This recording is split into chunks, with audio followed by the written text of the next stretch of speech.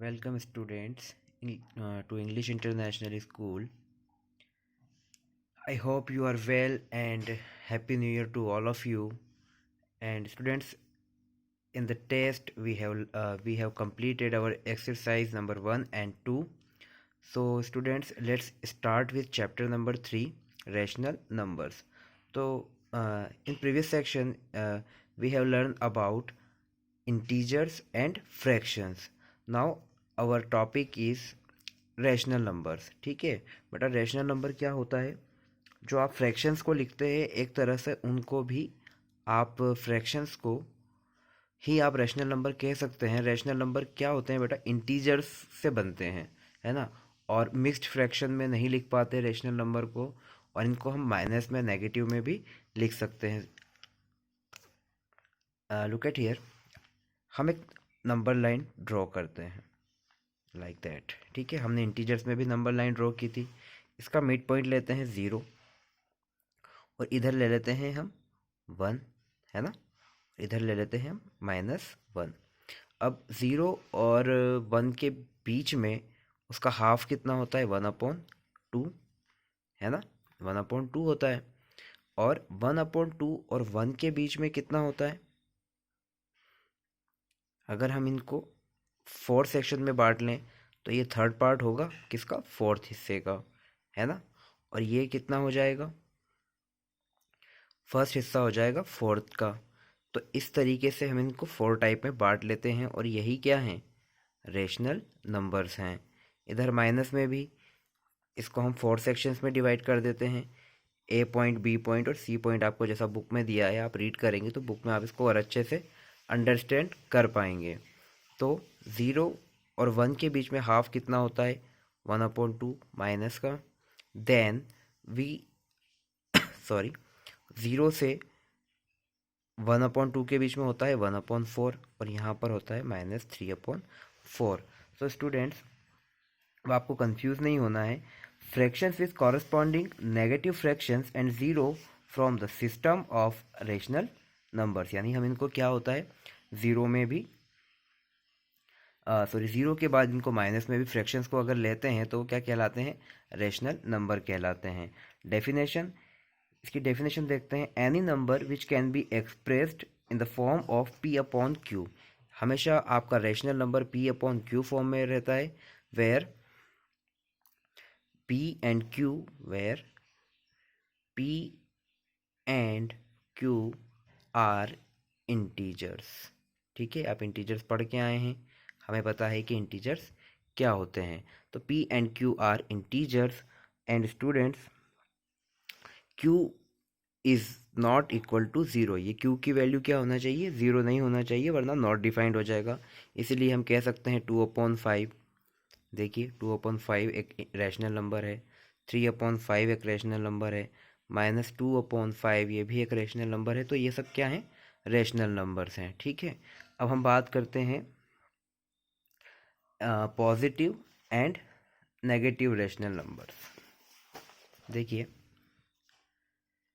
the rational number are said to be positive if numerator and denominator are of like signs. Either both are positive or negative. Example, 2/3, 1/4, -1/-5. तो देखिए, इनको हम क्या कहते हैं? Positive कहते हैं. क्यों? क्योंकि माइनस, और अगर ये दोनों सिर्फ माइनस में हो, न्यूमरेटर और डिनोमिनेटर, तो भी वो पॉजिटिव होगा, है ना. और अगर दोनों पॉजिटिव, अगर प्लस में है तो भी, अब क्या होगा, ये माइनस से माइनस कट जाएगा तो ये भी पॉजिटिव में हो जाएगा. लुक एट हियर, है ना. माइनस से माइनस कट जाएगा तो ये भी पॉजिटिव हो जाएंगे. ठीक है. The rational numbers are said to be negative if numerator and denominator are of like sign. They are of opposite sign. यानी कि एक, इनको नेगेटिव कब कहा जाता है? जब उनके साइंस अपोजिट हो. अब देखो, न्यूमरेटर में माइनस है और डिनोमिनेटर में पॉजिटिव है. न्यूमरेटर में नेगेटिव है और नीचे पॉजिटिव है. अब न्यूमरेटर पॉजिटिव है तो डिनोमिनेटर नेगेटिव है. तो जहाँ पर अपोजिट साइंस होते हैं उनको नेगेटिव रैशनल नंबर कहा जाता है. और ज़ीरो जो होता है वो ना तो पॉजिटिव होता है ना ही नेगेटिव रैशनल नंबर होता है, all the positive rational numbers along with zero are known as non negative rational numbers. ठीक है बेटा। Standard form of a rational number, a rational number is said to be in standard form if its denominator is a positive integer and numerator and denominator have no common divisor other than the rational number is in its lowest form. For example, the rational numbers 5/9 -7/3। अब देखिए 5 और 9 के बीच में कोई भी एक भी ऐसा मल्टीपल नहीं है, कॉमन डिवीज़र नहीं है जिसकी वजह से वो क्या हो जाए, कट हो जाए, है ना। जैसे सपोज करते हैं हम 15/27, है ना। आप लोग इसको करते हुए आए हैं और आप जानते हैं कि 15/27 है ना। 15/27 आप एग्जाम्पल में देख सकते हैं। तो इस तरह से है। तो 15 और 27 कौन सी डिजिट के टेबल में आता है? 15 आता है 3 5 जा 15 और 3 9 जा 27।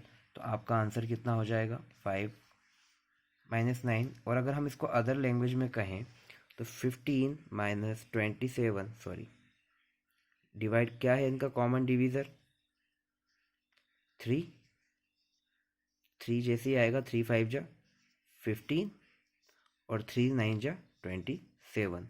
तो देखिए यहाँ पर ये भी कौन सी फॉर्म में आ गया? स्टैंडर्ड फॉर्म में आ गया। ठीक है।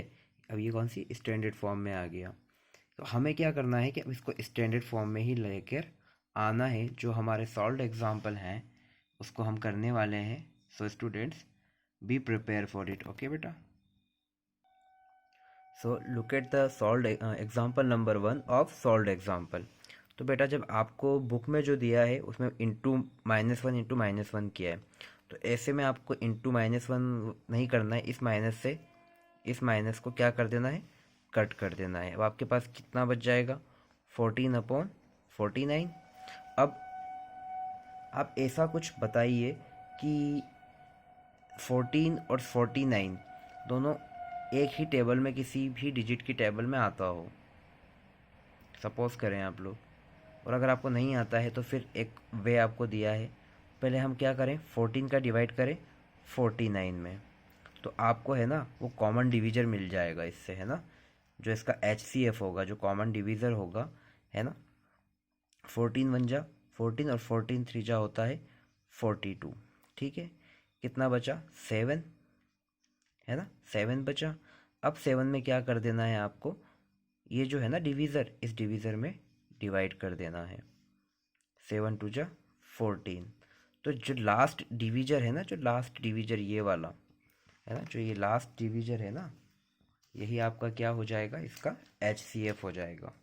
यानी इसका ये जो 7 आएगा यही इसका क्या हो जाएगा? HCF हो जाएगा। Now HCF of 14 and 49 is 7। ठीक है बेटा। So that 14/49 is equal to 14/49 14 divided by 7 and 49 divided by 7। तो 7 2 जा 14 और 7 7 जा 49। तो आपका आंसर ये हो जाएगा। ठीक है।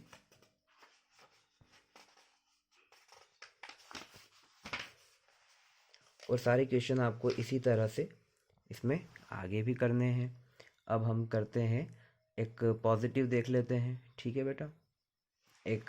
हम इस rational number find 4 rational numbers equivalent to the rational number 3/5। तो 3/5 क्या दिया है? एग्जाम्पल नंबर सेकंड में क्या दिया है? 3/5 के इक्वलेंट में हमें 2 रैशनल नंबर्स फाइंड आउट करने हैं।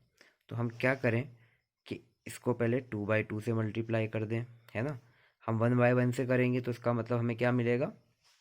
सेम वही डिजिट मिल जाएगी। तो 3 2 जा 6 और 5 2 जा 10। तो पहला ये आ गया। 3 5 जा 3/5 इंटू 3/3 कर दीजिए, है ना। 3 3 जा 9 5 3 जा 15, फिर कितने बोला है वो, 4 बोला है ना, तो 4/4 किया, कितना हुआ, 4 3 जा 12, 5 2 जा 20, और ये हो गया फर्स्ट, ये हो गया हमारा सेकंड, और ये हो गया थर्ड, और हमें अभी एक और काउंट करना है, तो 3/5 इंटू 5/5, तो हमारा नेक्स्ट वाला भी आंसर आ जाएगा, 5 3 जा 15 और 5 5 जा 25, तो ये हो गया हमारा फर्स्ट, सेकंड, थर्ड, और ये हो गया फोर्थ। तो प्लीज़ बेटा pause the video and note it down in your copies. Okay, so students, look at the example number 3. Express -6/13 as a rational number with denominator as 78. तो कहने का मतलब ये है कि हम ऐसा किस चीज़ से, किस डिजिट से 13 को मल्टीप्लाई करें कि हमें उसका डिनोमिनेटर कितना मिल जाए, 78 मिल जाए। तो जब भी वो 78 आएगा तो उसका न्यूमरेटर भी चेंज होगा, ऑब्वियस बात है। तो अब यहाँ पर देखिए कि हमारे पास क्या है, -6/13, और हमें डिनोमिनेटर किसके इक्वल लेके आना है, 78 के। तो मैं ऐसा 13 में क्या मल्टीप्लाई करूँ कि मुझे यहाँ पर क्या मिल जाए, 78 मिल जाए, मुझे क्या मिल जाए, 78 मिल जाए। तो सबसे पहले हमें क्या करना है, सबसे पहले आप 13 में 78 का डिवाइड करके देख लीजिए। 13 की टेबल याद होगी तो ये डायरेक्ट हो जाएगा। 13 6 जा 13 1 जा 13, 13 2 जा 26, 13 3 जा 39, 13 4 जा 52, और 13 4 जा 52, और 13 5 जा 65, 13 6 जा 78। तो 13 6 जा कितना होता है, 78 होता है। तो मैं कितने में मल्टीप्लाई करूँ, 6 में मल्टीप्लाई करूँ। ठीक है, denominator of -6/13 of 13 to find the number which when multiplied by 13 gives 78, we should divide 78 by 13, हमने वही किया है। then 78 डिवाइड बाय 13, देन क्या आया हमारे पास, 6, तो हम मल्टीप्लाई किसका कर देंगे, 6/6 का, 6/6 का। तो 6 6 क्या हो जाएगा आपका, -36, क्योंकि यहाँ पर क्या है, माइनस प्लस माइनस, और 13 6 जा 78, तो आपका आंसर क्या आ जाएगा, ये आ जाएगा। ठीक है स्टूडेंट, तो अब आपका वर्क है complete exercise 3.1. Best of luck student and have a nice day ahead. Take care and bye.